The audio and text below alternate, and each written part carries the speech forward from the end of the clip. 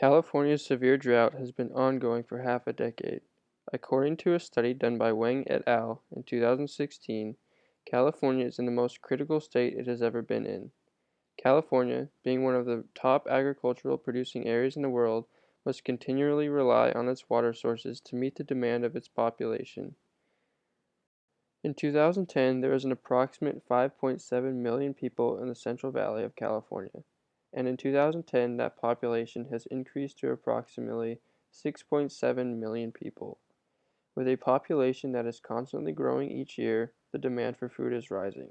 This forces farmers to produce larger yields.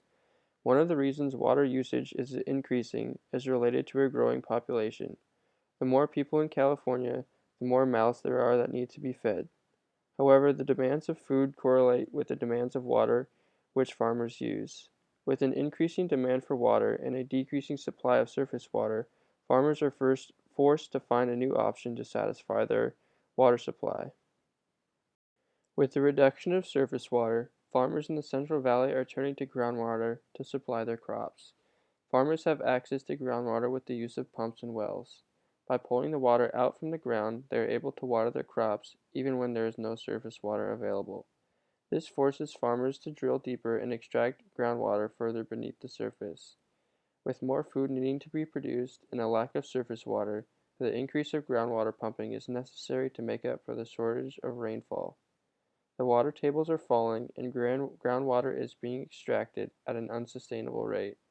The long-term extraction of groundwater is reducing aeration between particles under the surface.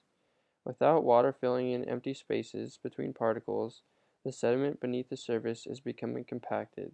This is destroying the land that farmers use and forcing California into a worse state than it is already in. California's drought can stem from how we grow our crops. According to Northern California's Water Association, irrigated agriculture is the biggest culprit of water usage in California. Sources say up to 51% of California's water. The top three biggest is alfalfa, almonds, and pasture. Almonds lose a lot due from evapotranspiration. Evapotranspiration is the process by which water is transferred from land to the atmosphere by evaporation from the soil and other surfaces by transpiration from plants. Alfalfa and pasture are primarily used to feed cattle. Cattle can be used for several things. We can use the meat, take milk from the cow, and often use milk to make cheese. Sources say that the crops we use for animal use is 47% and non-animal use is 4%. There have been 4 consecutive seasons without rain. The current understanding is that climate change caused by humans is unlikely to have caused the failed rains, but there are questions about the role of global warming. The current severe impacts of drought on California's agricultural sectors, its forests, and other plant ecosystems have not been substantially caused by long-term climate change. Annual precipitation is not projected to increase at a large rate, and winter increases may become compensated by declines in spring.